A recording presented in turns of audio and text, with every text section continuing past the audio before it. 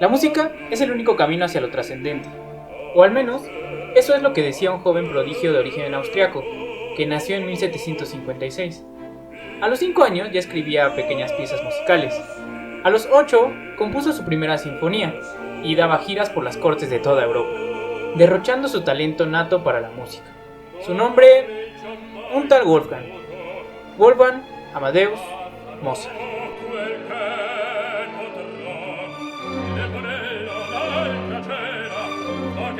Hola a todos y bienvenidos a La Noche Paranormal. Si tú eres de esas personas que se sienten fascinadas y atraídas por los temas de misterio, leyendas, asesinos en serie y fenómenos paranormales, este programa está hecho para ti.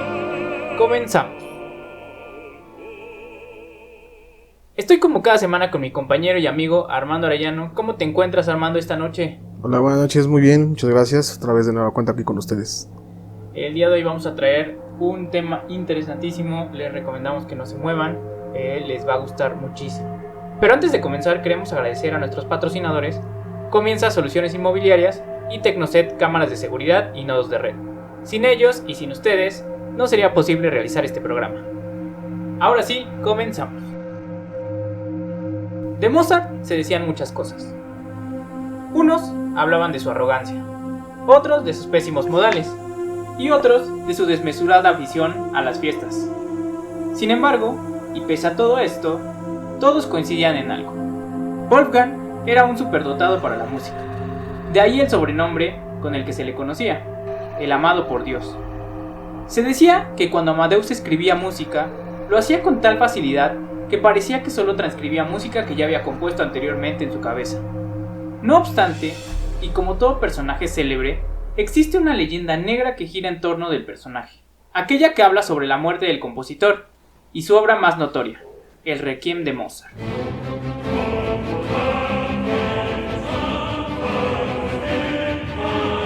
Según las crónicas, a la edad de 35 años y casi en la bancarrota, Mozart una noche recibió la visita de un extraño ser que llamó a su puerta.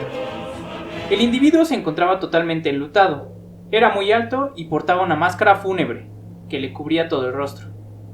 Ante tal aparición, y con notable asombro y sobresalto, la primera impresión del músico no fue nada alentadora, pues llegó a pensar que se trataba de la mismísima muerte en persona que había venido para guiarlo al descanso eterno. Sin embargo, aquel ser extraño se dispuso a hablar y con una voz firme se dirigió al compositor.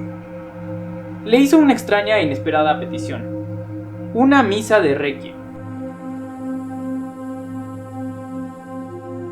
Composición que se acostumbraba a interpretar para honrar a los funerales de las personas sobresalientes de la época.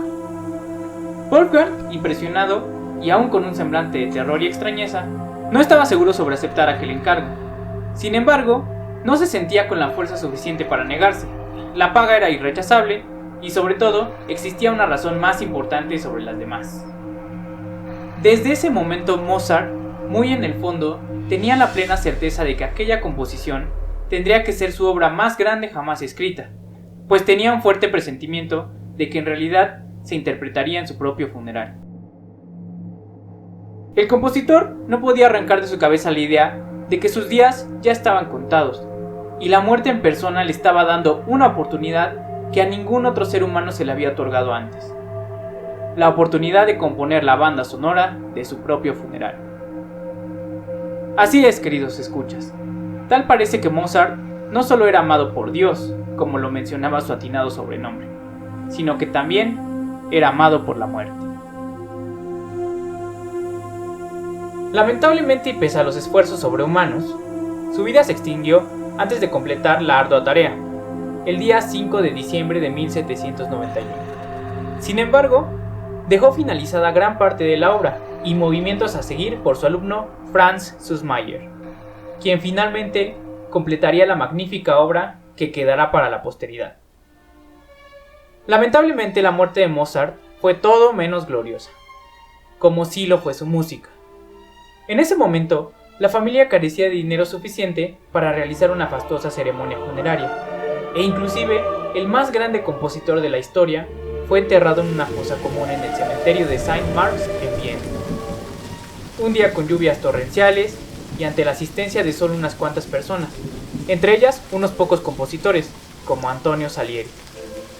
A día de hoy sigue siendo un misterio la causa de la muerte del compositor, y esta fue la leyenda del Requiem mortal de Wolfgang Amadeus Mozart.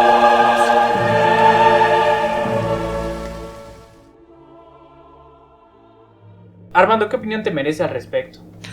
Pues mira, bueno, como tal, una biografía exacta no tenemos así de lo que fue Mozart. Se habla incluso de una película que se llama incluso Amadeus. Muy buena película, por cierto. Sí, la verdad que sí, donde muestra precisamente la escena donde se le aparece una persona con un traje fúnebre, ¿no? En el cual le pide que le escriba un requiem. Así es. E incluso se le da un pago por adelantado.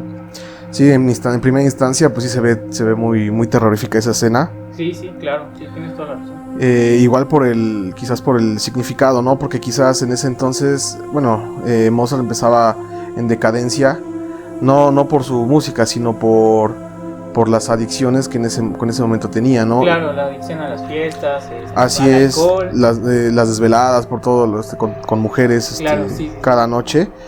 Y bueno, de ahí se viene desencadenando una serie de enfermedades. Otras personas, bueno, comentan que pudo haber sido inclusive hasta envenenado. Ok. Entonces, bueno, como dices, sigue siendo un misterio la causa de la muerte, pero sí no deja de ser intrigante, ya que pues viene siendo quizás una premonición, ¿no? Quizás él estaba, sin saberlo, escribiendo su propia misa de Requiem. Claro, que eso es lo más aterrador de esta leyenda, ¿no? Así es. En el fondo parece que Mozart tenía una certeza impresionante sobre pues que sus días habían llegado, ¿no? Que sus días estaban contados y su vida estaba pronto a finalizar. De ahí también tal vez puede ser que se derive pues la desesperación por terminar la obra, ¿no? Sí, porque incluso bueno, en la película muestra la dedicación que le tiene hacia la música, ¿no? Lo perfecto que tiene que quedar ese tipo de misa. Y bueno, no para de trabajar para terminar dicha obra, ¿no? Que al final pues no lo consigue. Claro. Bueno, para las personas que nos están escuchando y que no hayan visto la película, realmente se los recomendamos. En lo personal es mi película favorita. Creo que las obras como tal, las óperas, se representan de una forma espectacular en esa película. La puesta en escena es pues impecable y de hecho ganó varios Oscars, ¿no? Es realmente, inclusive F. Murray Abraham y Tom Hulce fueron nominados para el premio al mejor actor del Oscar, ¿no? Así es. ¿Qué te parece si continuamos? Adelante. Y para la siguiente historia vamos a trasladarnos hasta las regiones de Italia, Francia e Inglaterra. 1817. En aquellos lugares no se habla más que de un extraño músico con apariencia bizarra y poco agraciado, que sin embargo es capaz de tocar las melodías más difíciles y rebuscadas en su inseparable violín. Dicen que tiene alguna especie de pacto con el diablo, debido a su inusitado talento para el instrumento. Aseguran que la humanidad nunca había presenciado ni escuchado nada igual. Su nombre, Niccolò Paganini, o mejor conocido como el violinista del diablo.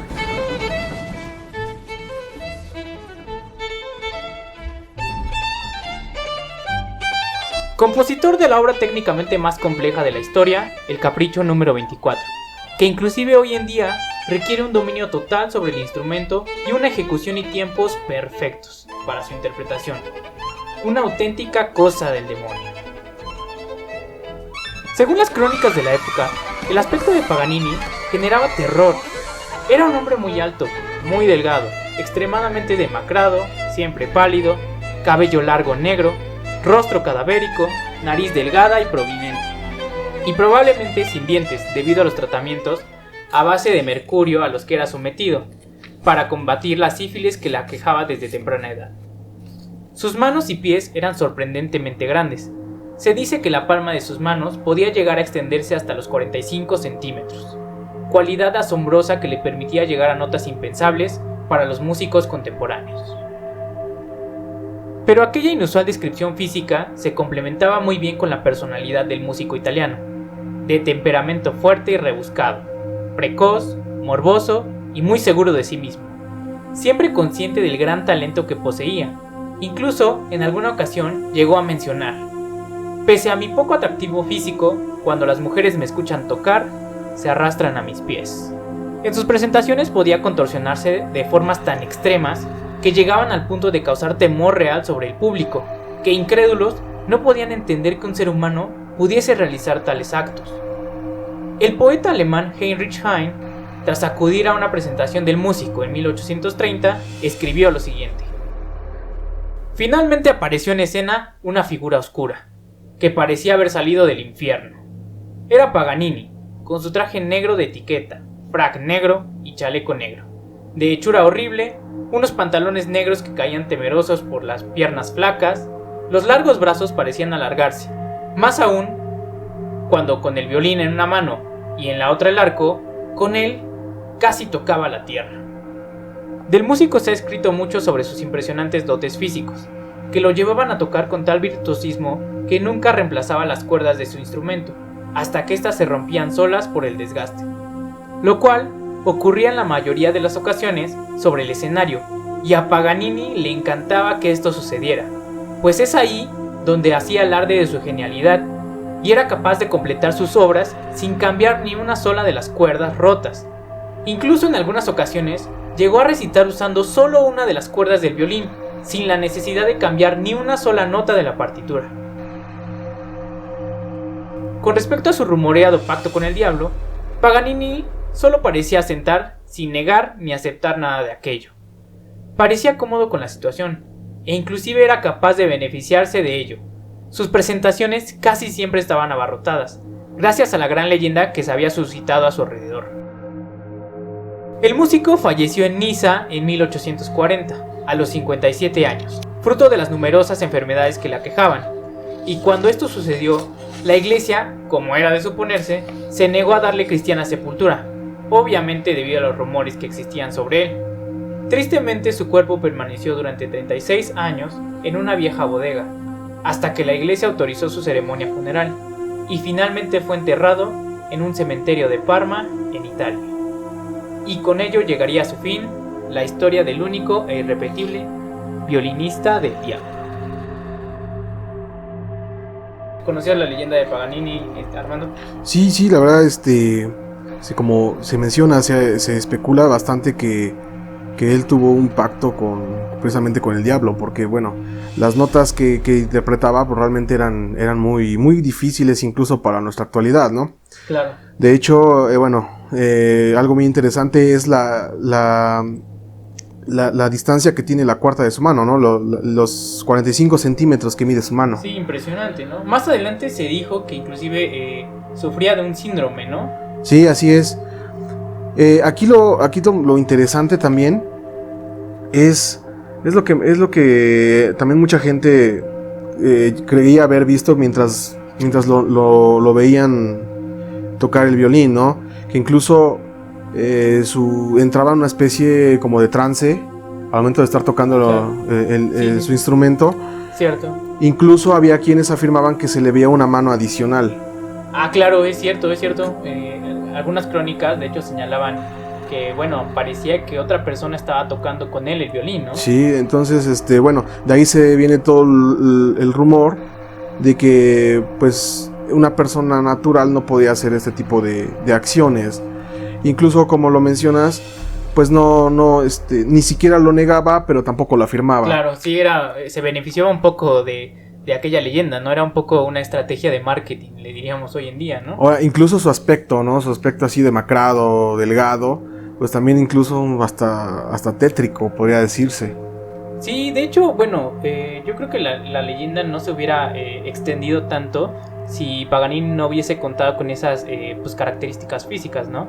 Que como lo comentábamos, pues después se pudo determinar que pudo haber sufrido del síndrome de Marfan, que le permitía pues hacer ese tipo de contorsiones, ¿no? Aunque bueno, al final causaba muchísimo dolor, ¿no? Sí, claro, ¿no? Y lo importante también, lo que se menciona, que con una sola cuerda podía seguir tocando sin ningún problema. Eso es lo impresionante. De hecho, como lo comentábamos también al principio, pues el Capricho 24 es una de las obras, hoy en día es una de las obras más difíciles de interpretar en violín, ¿no? Así y es. Se sigue considerando inclusive a Niccolò Paganini como el violinista más grande pues que jamás haya existido, ¿no? Es correcto.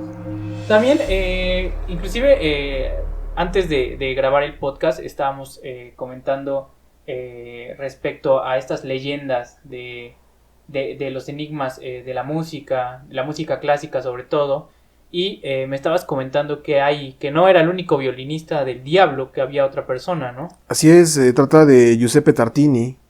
De igual manera, bueno, en este caso es similar, sin embargo, él tuvo un sueño en el que se le aparece precisamente esta figura, el Diablo, y él tan soberbio, hablo de Tartini, le dice que él puede ser mejor que él mismo en cualquier cosa, excepto en tocar el violín. Entonces el Diablo acepta el reto y le pide su violín en su sueño y toca una melodía espectacular que el propio Tartini queda desconcertado, ¿no? Lo primero que hace al despertar fue escribir dicha melodía que el Diablo le compuso. Okay. Él la escribe y él la interpreta, pero hasta cierto punto con frustración, debido a que no sonaba a como él escuchó en su sueño. Claro, no sonaba tan bien, ¿no? Así como es. Él la había imaginado. ¿Te parece que si vamos a escuchar un poco de la melodía? Sí, incluso el nombre es El Trino del Diablo.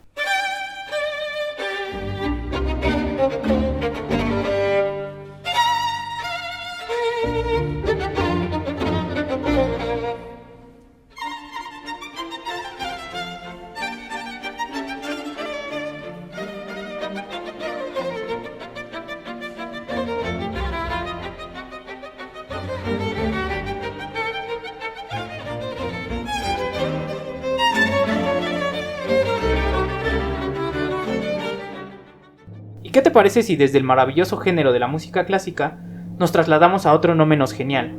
Estamos hablando del blues afroamericano, surgido a principios del siglo XX, en la zona sur de los Estados Unidos.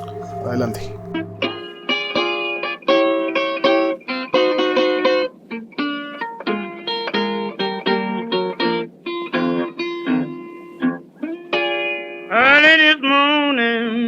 Estamos en el delta del Mississippi, 1930. Robert Leroy Johnson domina la escena del blues con una extraordinaria voz y su forma tan revolucionaria de tocar la guitarra. A través de sus inusuales interpretaciones, era capaz de transmitir sus historias de dolor, tragedia, amores fallidos, las condiciones de esclavitud de la época, la injusticia y la desigualdad social. Una curiosa anécdota al respecto es que cuando Keith Richards, guitarrista de los Rolling Stones, escuchó por primera vez a Johnson, no tardó en preguntar cuántos sujetos estaban tocando la guitarra. Sí, así de impresionante era Robert Johnson. Sin embargo, las personas que lo conocían antes de su repentina fama no podían explicarse cómo aquel chico que era tan mediocre para la música y pésimo para la guitarra, en poco tiempo se pudiese convertir en aquella gran estrella de la música. Nadie podía explicarse cómo aquel sujeto aprendió a cantar y tocar de esa forma tan magnífica de la noche a la mañana. Simplemente era algo imposible. Y es así como surge la leyenda del cruce de caminos, según la cual Robert, harto y cansado de la trágica vida que había llevado hasta ese momento, decidió acudir a la medianoche al cruce de caminos que se encontraba en la autopista 61, esquina con la 49 en Clarksdale, Mississippi. Ahí, Robert Johnson, solo con su vieja guitarra en mano, se dispuso a esperar al mismísimo Lucifer, para ofrecerle su alma a cambio de un maravilloso talento para tocar el mejor blues de la historia. Y así fue que tras una larga espera, un sujeto apareció ante él. Según la leyenda, se trataba del demonio en persona, quien estaba allí para aceptar la macabra oferta: el alma de Robert a cambio de una destreza fuera de este mundo. El demonio pidió aquella vieja guitarra para observarla de cerca. Cuando la devolvió, Robert Johnson solo tenía que deslizar sus manos sobre las cuerdas para arrancar las mejores notas de blues que se habían escuchado nunca. Y así comenzó una gira por los Estados Unidos, en donde dejaba maravillado a todo aquel que lo escuchaba. Inclusive, hay quienes decían que sobre el escenario era capaz de conmover a la gente hasta el llanto, y justo en ese momento desaparecía sin dejar rastro, como si nunca hubiese estado allí. Otros aseguran haber presenciado unas manos que tocaban la guitarra al mismo tiempo que él lo hacía. Mito o leyenda, una cosa era cierta: tocaba el mejor blues del mundo. Robert Johnson tenía solo dos aficiones: el blues y las mujeres. Y fue precisamente a raíz de este último que encontraría su muerte de forma trágica, a manos de un marido celoso que se dispuso a envenenar el whisky de Robert con lejía, como resultado de un lío de faldas. Y fue así como el 16 de agosto de 1938, Robert, tras una terrible agonía, fallecería muy cerca de un cruce de caminos en Greenwood, Mississippi. Fue enterrado bajo un árbol y sin ninguna lápida. Tal parece que el mismo Johnson así lo quería, como podemos escucharlo en su canción El Diablo y Yo, que decía más o menos lo siguiente: entierren mi cuerpo junto a la carretera, para que mi viejo y malvado espíritu pueda subirse a un autobús de la Greyhound y viajar. Y así el diablo finalmente reclamaría a Johnson el pago de su deuda. Ah, y una cosa más: Johnson murió a la edad de 27 años, y sí, fue precisamente él quien inauguró la diabólica maldición del Club de los 27. Algo muy importante que acabas de decir es que él nunca fue un buen aprendiz para ningún instrumento, principalmente para la guitarra. Sí, claro. Incluso era malísimo, y de un día para acá, de un día a otro, fue cuando empieza a mostrar su talento, ¿no? Dices tú, después de este cruce. Bueno, unos dicen que en realidad él iba a tocar en cementerios junto a su maestro. Incluso la forma trágica en la que muere, y a la edad tan joven. Claro, a los 27 años. Se dice que tuvo 3 días de agonía y que todo el tiempo convulsionaba. Inclusive la gente que lo veía afirma que aullaba como lobo, ¿no? Ah, ok, eso no lo conocía. Entonces, bueno, aquí podemos ver que pues, el diablo se cobró de alguna manera pronta pues, el favor que le hizo a Johnson. Amigos, espero que conozcan el Club de los 27, y si no, créanme que se van a quedar impresionados.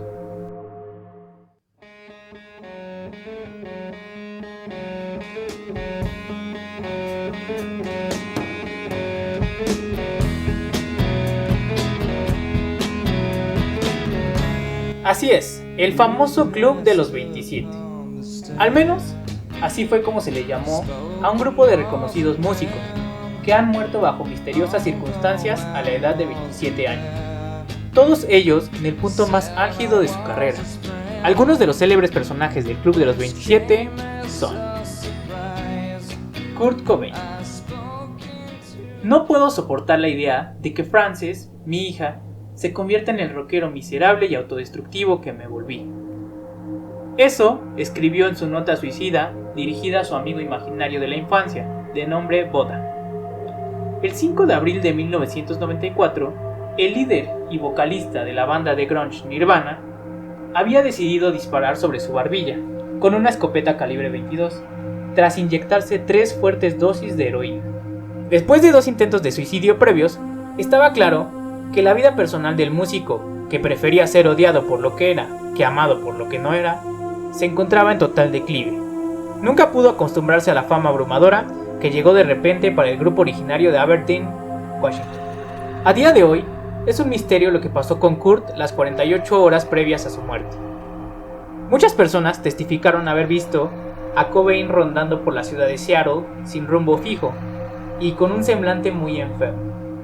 A ciencia cierta, no se sabe cuál fue el motivo que detonó el deseo suicida del cantante, aunque existen teorías como la del investigador privado Tom Grant, que aseguran que la muerte de Cobain en realidad fue resultado de una conspiración orquestada por la entonces esposa de Cobain, la también rockera Courtney Love.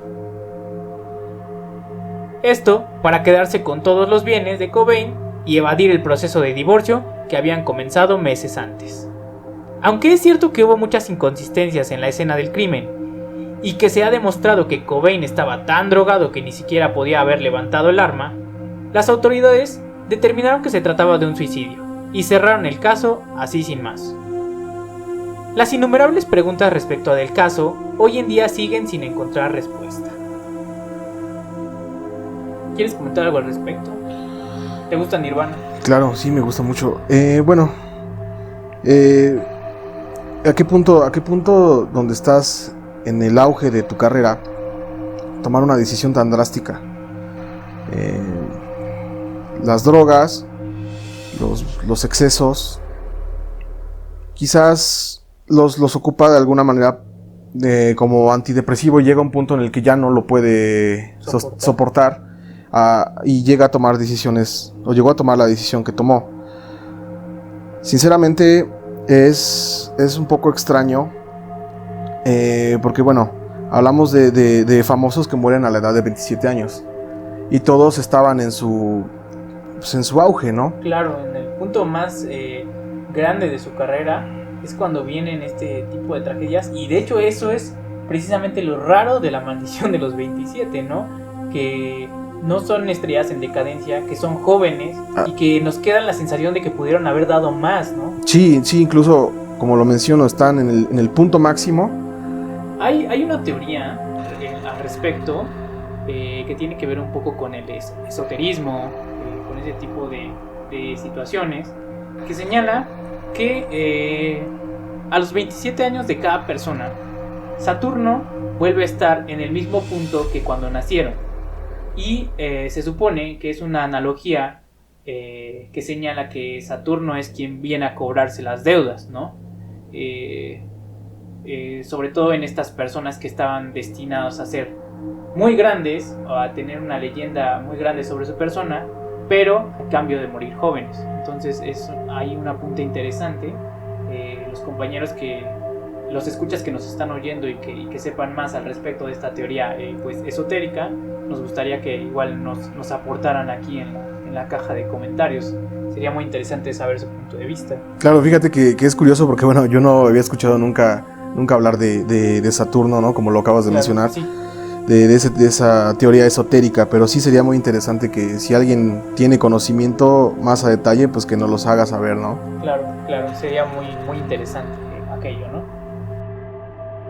La siguiente artista fue un ícono inconfundible de la cultura hippie de los 60s, por su espíritu rebelde y su inigualable voz. Fue considerada la primera mujer rockstar de la historia. Estamos hablando de Janis Joplin. Fue encontrada muerta en su habitación de hotel en Los Ángeles, California, el 4 de octubre de 1970, por su representante John Coke, quien la encontró boca abajo en el espacio entre la cama y el tocador. Según los testigos de la escena, Janis tenía entre sus manos un paquete de cigarrillos y monedas. Los forenses determinaron que su muerte había sido causada por sobredosis de heroína inyectada 16 horas antes de su hallazgo, y además determinaron que dicha droga poseía una pureza de hasta 80%, es decir, era 8 veces más potente que las dosis normales. Sin embargo, nunca fueron halladas las jeringas con las que supuestamente fueron inyectadas aquellas dosis, así como tampoco se dio explicación al paquete de cigarrillos y cambio que se encontraba en sus manos. Según amigos cercanos de la cantante, una dosis de heroína tan fuerte simplemente la hubiera matado en el acto, lo cual es incongruente con las versiones que afirman que después de las inyecciones, Janis bajó a una máquina expendedora por el paquete de cigarrillos y posteriormente murió en la habitación, por lo cual se baraja la posibilidad de que en aquel cuarto de hotel había al menos una persona más. Muerte accidental u homicidio, lamentablemente, parece que nunca sabremos la verdad. Brian Jones. Algunos aseguran que se trataba del verdadero genio detrás del éxito de los hoy en día conocidos como sus satánicas majestades. Estamos hablando de los Rolling Stones. Era él quien dotaba el sonido de la banda de todo tipo de influencias revolucionarias, lo cual terminaría dando ese toque de autenticidad a la banda británica. Murió en 1969, ahogado en extrañas circunstancias en la piscina de su casa. Hay teorías de todo tipo. Sin embargo, al día de hoy, su muerte sigue siendo un auténtico misterio. Jimi Hendrix. Para algunos, el mejor guitarrista de la historia, murió en 1970, en peculiares circunstancias. La madrugada del 18 de septiembre, tras una noche de insomnio, decidió ingerir alrededor de 9 somníferos diferentes. Cuando su novia lo encontró por la mañana, trató de despertarlo en reiteradas ocasiones, sin éxito, y descubrió que había un líquido que salía de su boca. De inmediato llamó a la ambulancia y tras una revisión de rutina, los paramédicos le informaron que sus signos vitales eran estables. Tan solo se encontraba en un profundo estado de sueño. Aún así, prefirieron transportarlo al hospital para vigilarlo de cerca. En el camino, nadie dio cuenta de que el vómito de Hendrix había inundado por completo sus pulmones y murió por asfixia. Las teorías señalan desde un suicidio hasta un asesinato orquestado por el gobierno americano debido a la cercanía de Hendrix con la organización nacionalista conocida como las Panteras Negras. A día de hoy, no se conoce a ciencia cierta qué motivo originó su muerte. Amy Winehouse. A sus 20 años deslumbró a toda la industria de la música. Poseía una voz demasiado impresionante para su edad, y con su primer álbum, Back to Black, terminó de consolidarse como la mejor artista del momento. Ganó 5 Grammys y varios premios más. Sin embargo, con todos los éxitos también vinieron los excesos, así como los problemas con sus padres, el encarcelamiento de su esposo y posterior divorcio, aunado con el rompimiento con sus amistades de la infancia, poco a poco fueron hundiendo a Winehouse en una interminable espiral de soledad, depresión, drogadicción y alcoholismo. Tras sus innumerables intentos fallidos por rehabilitarse, pareciese que Amy había decidido resignarse a su situación de decadencia. Sus últimos días era incapaz siquiera de mantener un estado lúcido. Siempre se encontraba ebria y llegó a ser algo completamente normal, inclusive para su madre, quien la visitó un día antes de su deceso. Y fue el día 23 de julio de 2011 que la cantante se encontraba completamente sola, como de costumbre, en su casa en Camden Town, Londres. Cuando su guardaespaldas llamó en reiteradas ocasiones a la puerta de la casa y tras varias horas sin respuesta, finalmente decidió ingresar por la fuerza, para corroborar que la cantante se encontraba bien. Sin embargo, lo que halló lamentablemente no tomó por sorpresa a nadie. Tal pareciese que la crónica de una muerte anunciada había finalizado con éxito. Amy se encontraba sobre su cama junto a 3 botellas de vodka, completamente vacías. Su cuerpo simplemente había sido incapaz de procesar todo el alcohol que se había ingerido. Y así es como lamentablemente firmó su ingreso al macabro club de los 27. ¿Tienes alguna opinión sobre Hendrix y Winehouse? Hendrix, bueno, como lo mencionas, el mejor guitarrista de la historia. Sí, para mí también el mejor guitarrista de la historia. Igual, de manera sorpresiva, llega a su punto clave y su deceso a los 27 años, ¿no? O sea, una noticia que trasciende por el éxito que obtuvo o que tenía en ese momento. Y pues lo mencionado, o sea, es muy extraño las condiciones trágicas trágicas en las que estos artistas fallecen, ¿no? Sí. Incluso de Winehouse se habla de que toda la relación con su esposo fue una relación tormentosa, se golpeaban mutuamente, sí, incluso él fue el que la orilló al consumo de drogas, a los excesos de drogas, ¿no? Entonces digamos que de encontrar la felicidad, de creer encontrar la felicidad es cuando empieza su deceso, su decadencia. Entonces está bien visto, está comprobado con estos artistas que pues no todo es como te lo pintan, ¿no? O sea, quizás en los escenarios te muestran una cara, pero no sabemos qué problemas tienen, ¿no? O sea, quizás los vemos como unas personas inmortales. Sin embargo, por dentro no sabemos qué tanto se están destruyendo, como Janis Joplin también. Claro. La bruja cósmica, como lo llamaban. sufría mucho de desamores, ¿no? Incluso. Y pues en el escenario pues era todo lo contrario. Entonces, pues atrás de cada artista pues hay una historia que pues no lo dan a expresar, ¿no? Pues ahí está el comentario de nuestro amigo Armando Arellano, la bruja cósmica, Janis Joplin.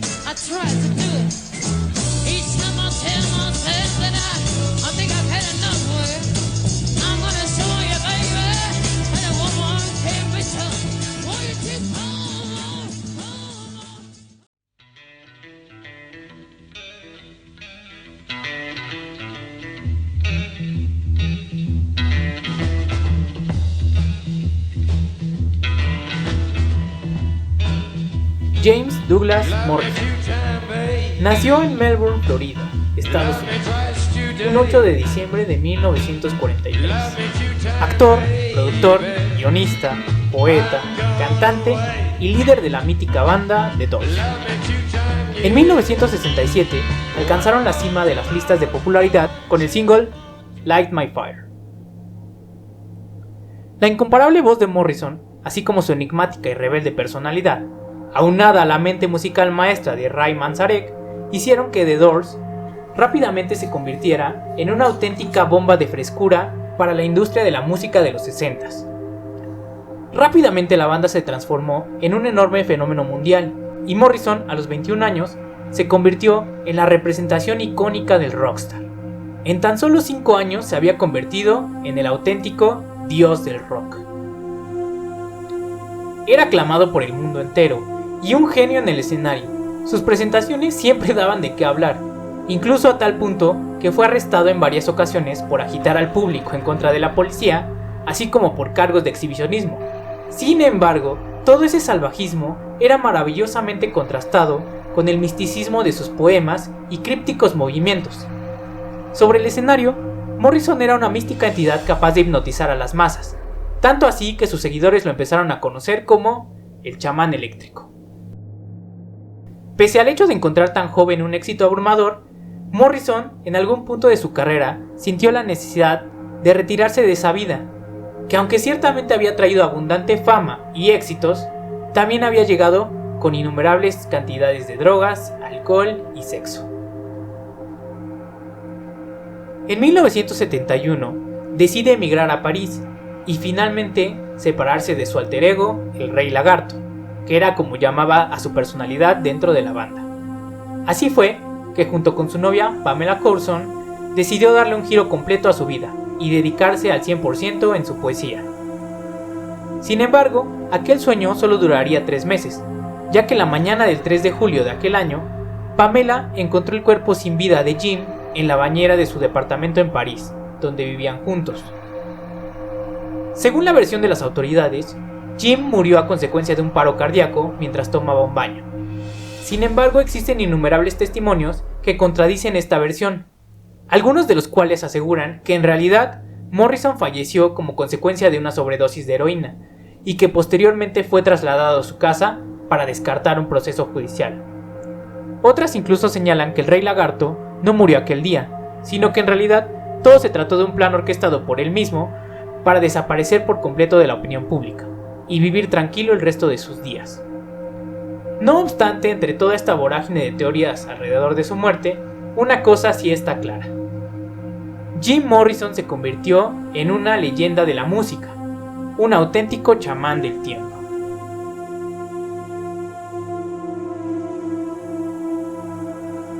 Mucho se ha dicho sobre el macabro Club de los 27, que a día de hoy sigue engrosando sus funestas filas.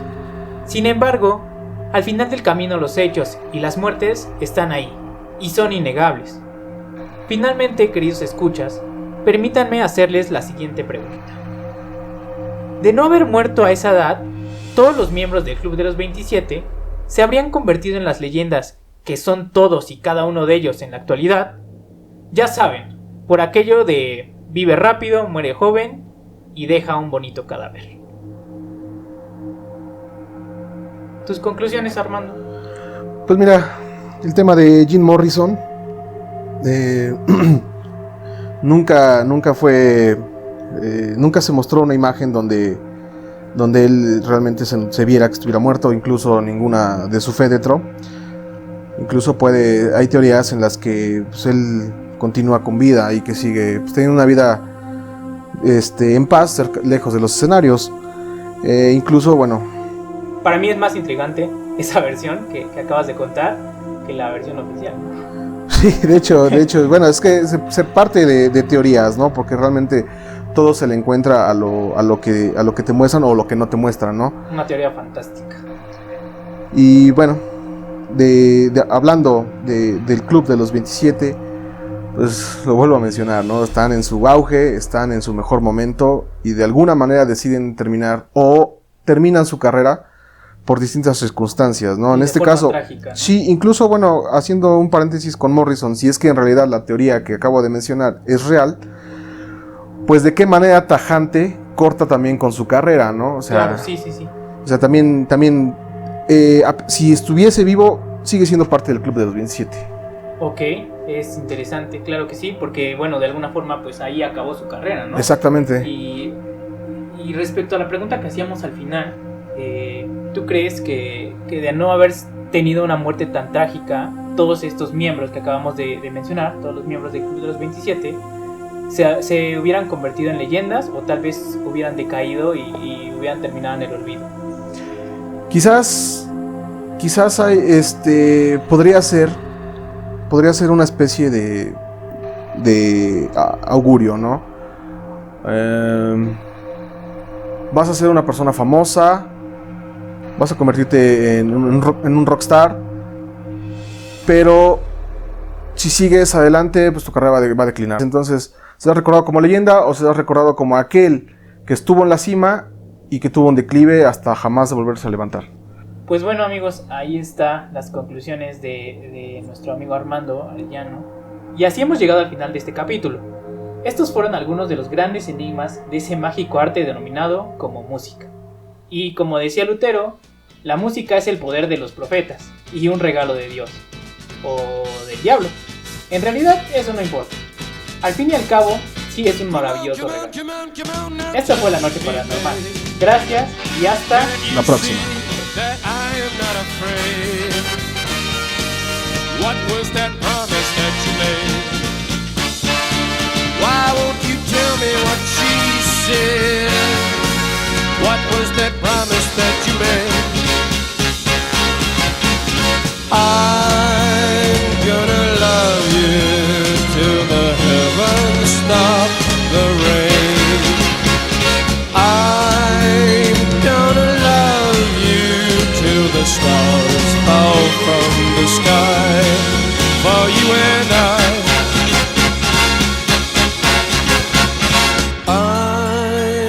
gonna love you till the heavens stop the rain. I'm gonna love you till the stars fall from the sky.